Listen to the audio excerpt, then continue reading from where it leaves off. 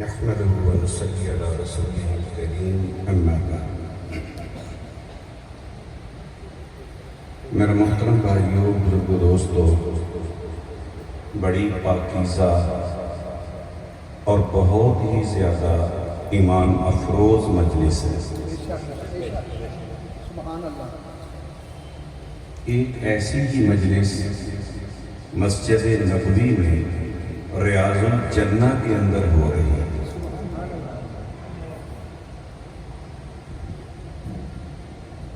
تو حضور علیہ السلام تشریف لائے۔ آپ نے ان سے پوچھا ما اجلسکم، کس غرض سے یہاں بیٹھے ہوئے؟ تو صحابہ کرام نے بتایا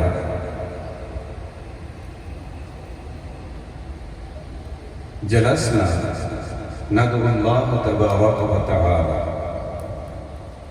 ہم اس لیے یہاں بیٹھے ہیں کہ اللہ تعالیٰ سے دعائیں مانگیں، وَنَحْمَدُهُ عَلَى مَا هَدَانَا لِدِينِهِ،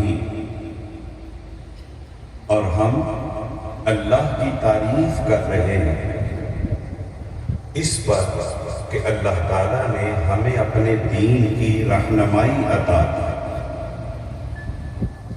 وَمَنَّ عَلَيْنَا بِكَ، اور ہم اللہ کے اس احسان کا تذکرہ کر رہے ہیں جو اللہ تعالیٰ نے آپ کو ہمارے اندر مبعوث فرمایا۔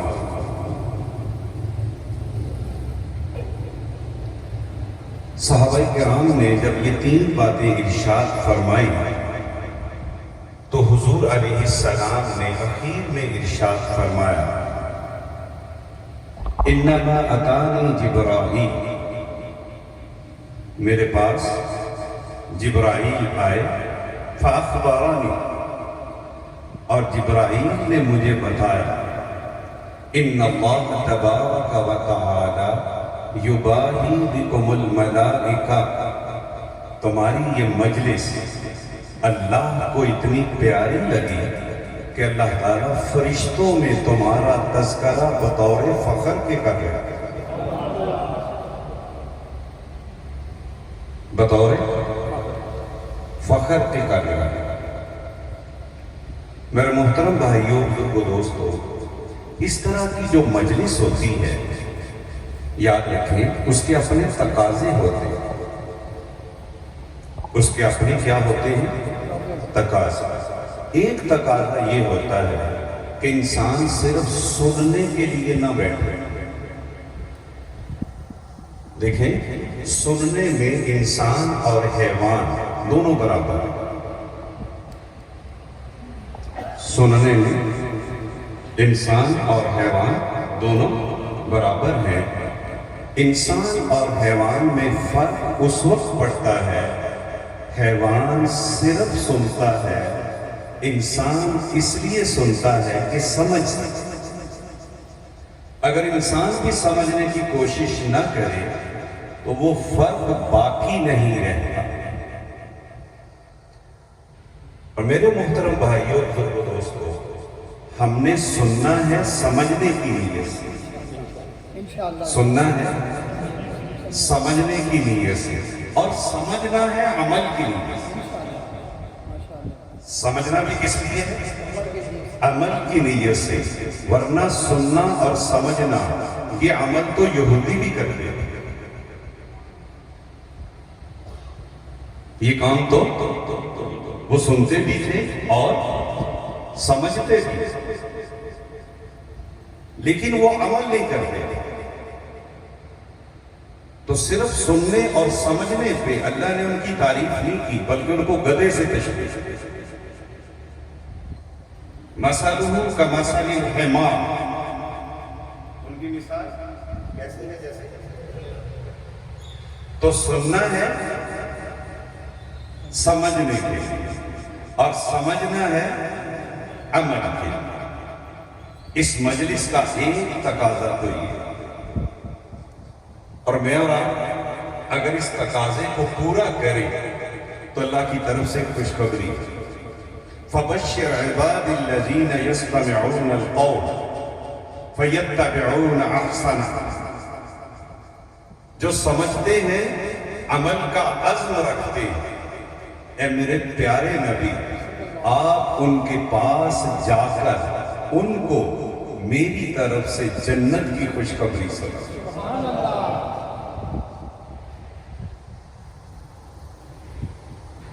تو سننا ہے، سمجھنا ہے، اور سمجھنا ہے عمل کے۔ تو سارے ایسے بیٹھے ہیں، اور اس مجلس کا تقاضا یہ ہے کہ ادب سے بیٹھیں۔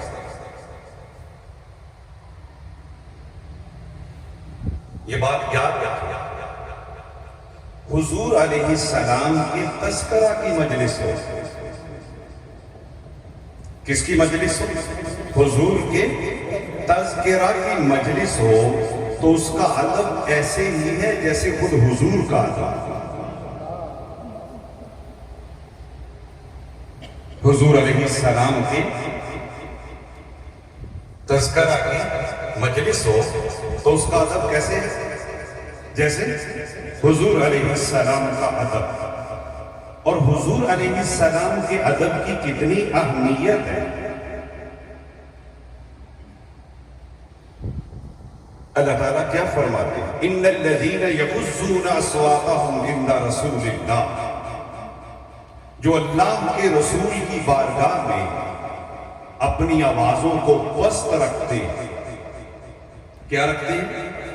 اولئک الذین امتحن اللہ قلوبهم للتقوی،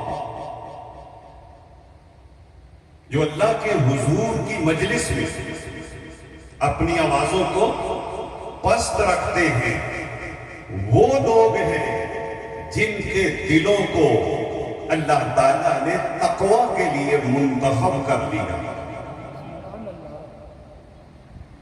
یاد رکھنا، حضور کے ادب کے بغیر تقوی نصیب نہیں ہو سکتی، اور حضور علیہ السلام کی اطاعت کے بغیر اللہ کی محبت نصیب نہیں ہو سکتی۔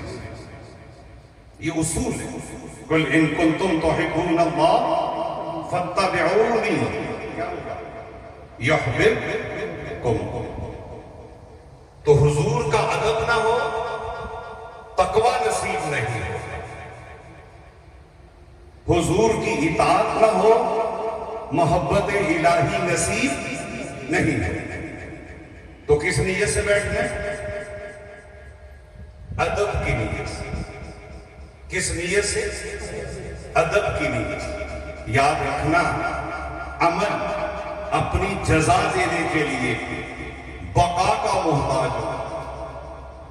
عمل اپنی جزا میں کس کا محتاج ہے؟ بقا کا۔ بقا کہتے ہیں سروائیول۔ عمل اپنی جزا میں کس کا محتاج ہے؟ بقا کا۔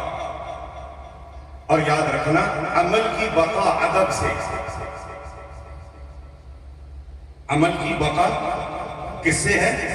ادب سے۔ یا ایھا الذین آمنوا لا ترفعوا اصواتکم فوق صوت النبی ولا تجهروا له بالقول كجهر بعضكم لبعض۔ اے ایمان والو، نبی کی مجلس میں آپس میں گفتگو کرتے ہوئے بھی دھیان رکھا کرو، کہیں آوازیں مصطفیٰ سے تمہاری آوازیں بلند نہ ہو۔ اور نبی کو پکارتے ہوئے کبھی ایسے نہ پکارو جیسے تم آپس میں ایک دوسرے کو پکارتے ہو۔ اگر تم نے ایسا کیا تو اس بات کا شدید اندیشہ ہے، تمہارے اعمال ضائع ہو جائیں گے اور تمہیں خبر تک بھی نہ ہو۔ یہ آیت بتاتی ہے عمل کی بقا ادب سے۔ عمل کی بقا کس سے ہے؟ ادب سے۔ تو میں عرض کر رہا تھا، یہ مجلس بڑی قیمتی، یہی عرض کر رہا تھا، اس کی اہمیت میں نے آپ کو بتایا۔ پھر میں نے اس کے تقاضے آپ کو، پہلا کیا؟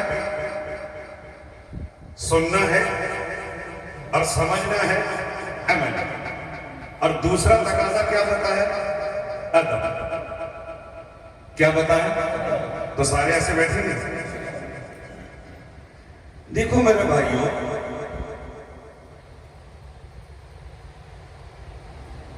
انسان کو نبی کی ضرورت کیوں ہوتی ہے؟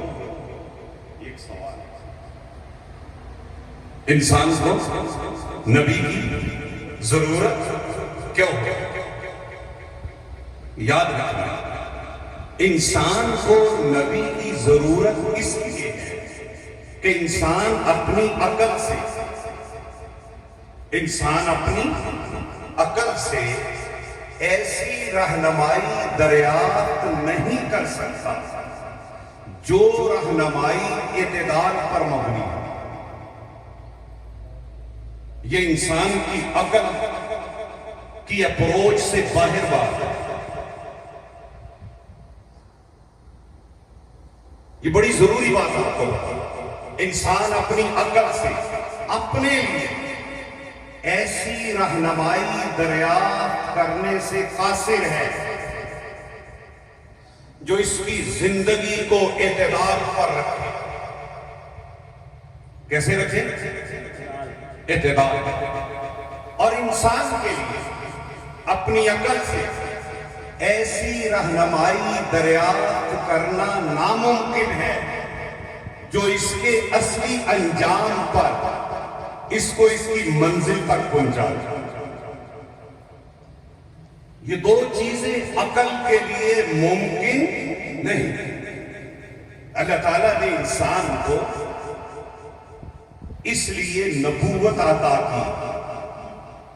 نبوت انسان کو ایسی رہنمائی عطا کرتی ہے جو اعتدال پر مبنی ہو، اور نبوت انسان کو ایسی رہنمائی عطا کرتی ہے جو انسان کو اس کی منزل جنت تک پہنچا کے رہتی ہے۔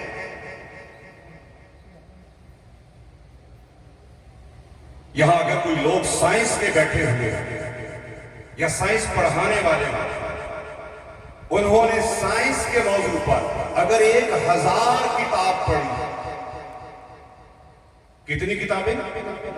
1000 کتاب۔ 1000 کتاب میں سے ان دو باتوں کے حوالے سے وہ ایک جملہ نہیں لکھا سکتا۔ کتنے جملے؟ کہنا تو نہیں چاہیے، میں کہہ رہا ہوں آئی چیلنج، ایک جملہ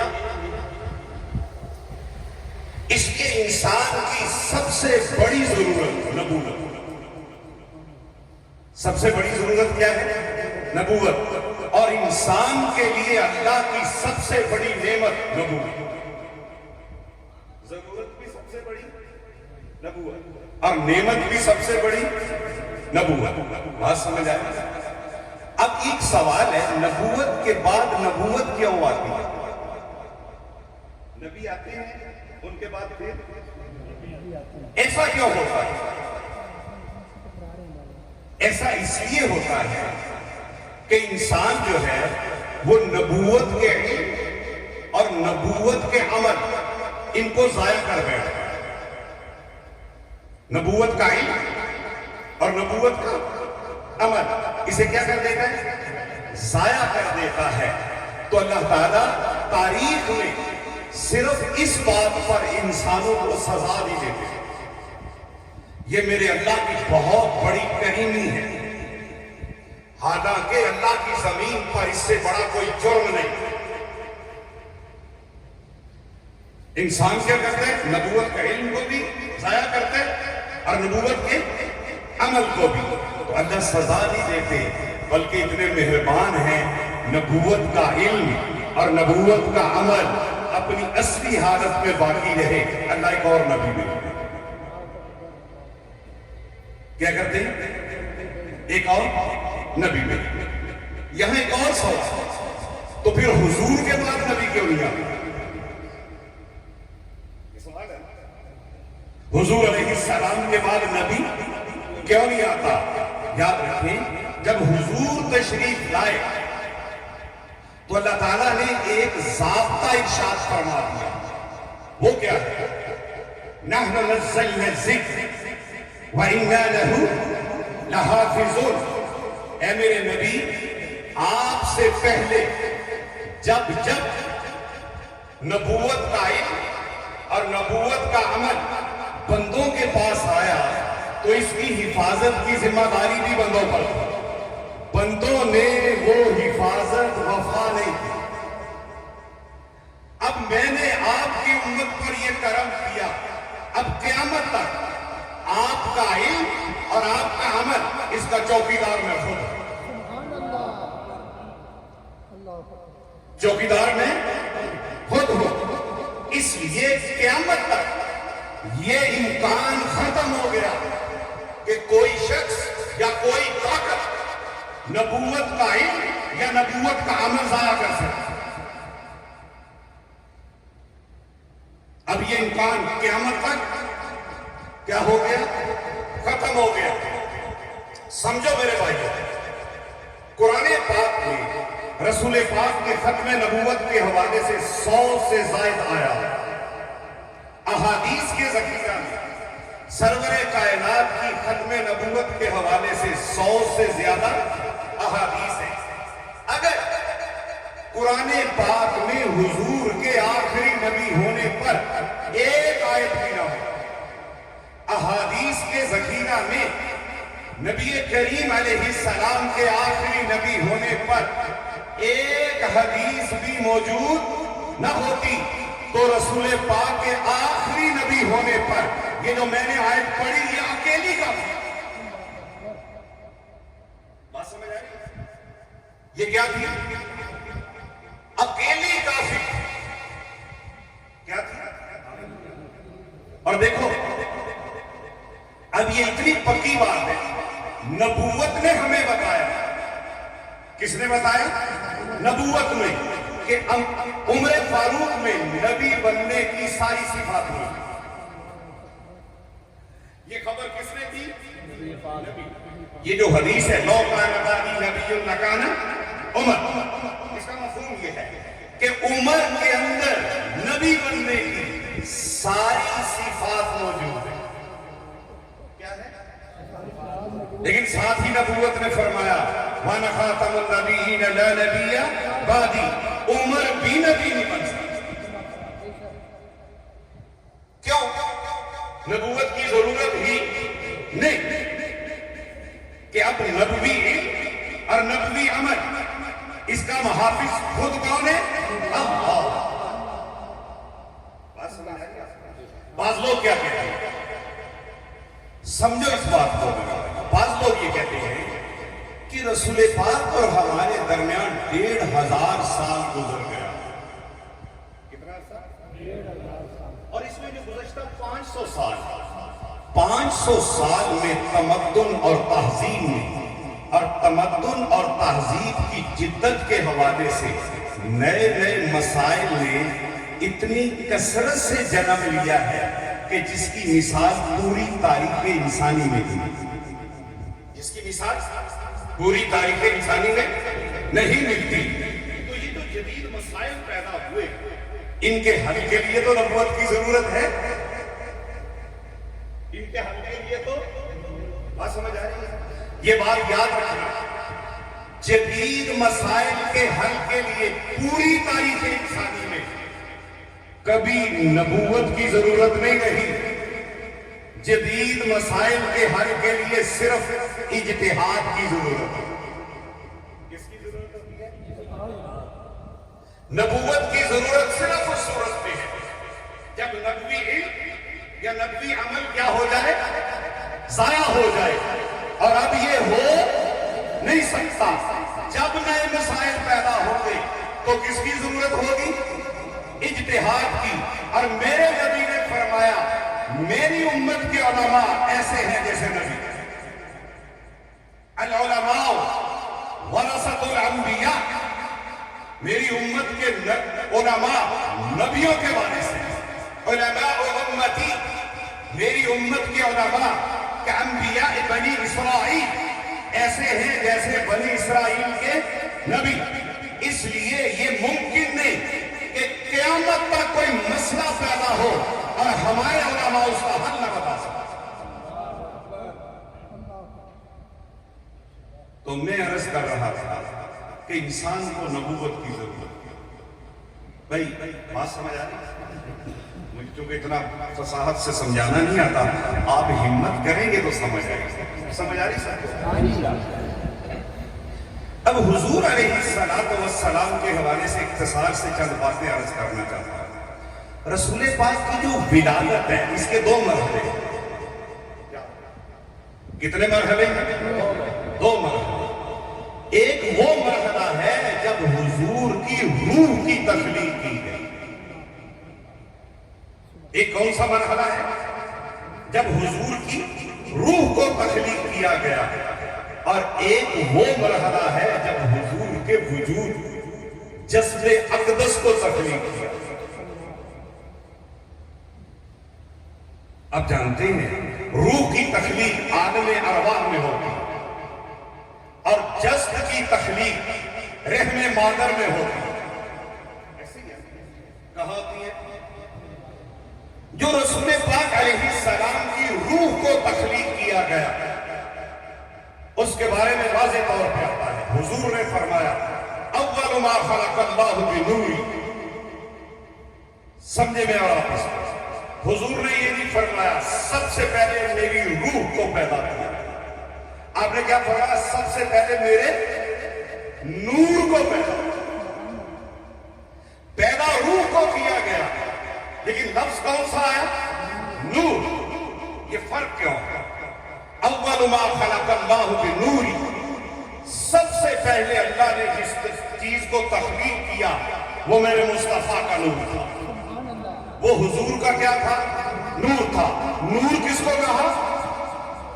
روح کو. روح کو نور کیوں کہا؟ وہ اس لیے کہا کہ جب میرے مصطفیٰ کی روح کو بنایا گیا وہ اتنی پاکیزہ، اتنی مطہر اور اتنی نکھری ہوئی تھی کہ نور بھی اس پر ناز کرتا تھا. نور بھی اس پر کیا کرتا تھا؟ ناز کرتا تھا. پھر کیا ہوا؟ اس نور کو جیسے ہی تخلیق کیا گیا تو یہ فیصلہ کیا گیا کہ یہ سارے نبیوں کا سردار ہو. یہ حدیث میں ہے. کہاں ہے؟ حضور علیہ السلام سے پوچھا گیا ما وجبت لکن نبوت یا رسول اللہ. اللہ کے رسول آپ کب سے نبی؟ آپ نے کیا فرمایا؟ كنت نبیا وآدم بین الروح والطین. آدم کی روح کو ابھی طالب بھی عطا نہیں کیا گیا تھا کہ میں اللہ کے علم میں نبی تھا. کیا تھا؟ نبی. اور اس تخلیق کا تیسرا اعزاز کیا ہے؟ اس روح کا تیسرا اعزاز یہ ہے کہ جب باقی ساری روحوں کو بھی پیدا کر دیا گیا تو اللہ تعالیٰ نے سارے نبیوں کی روح کی تجسیم کی، اس کی ماڈیفکیشن، اس کو مشخص، اس کو کیا کیا؟ اس کو کیا کیا؟ مشخص کیا. اور سارے نبیوں کے سامنے روح مصطفیٰ کو پیش کیا گیا اور سارے نبیوں سے دو وعدے لیے گئے. تمہاری نبوت کا دور ہو اور میرا محبوب آ جائے تو بتاؤ اپنی نبوت کو چھوڑ کے میرے نبی کی غلامی اختیار کرو گے؟ دوسرا وعدہ کیا کیا گیا؟ بتاؤ میرا نبی تمہارے زمانے میں آ جائے تو میرے نبی کے کام میں جٹ جاؤ گے؟ سارے نبیوں کی روحوں نے اس کا اقرار کیا تو اللہ تعالیٰ نے ان نبیوں کو نبوت عطا کی. اور نبیوں کو کیا عطا کی؟ نبوت. بات سمجھ آ رہی ہے؟ اب حضور علیہ علیہ السلام کی ولادت کا دوسرا مرحلہ کون سا مرحلہ؟ اسے عام طور پر میلاد النبی کا مرحلہ، یہ بڑا مشہور اصطلاح ہے، میلاد النبی۔ یہ کہاں مکہ مکرمہ، حضور علیہ السلام کی ولادت کہاں ہوئی؟ مکہ مکرمہ۔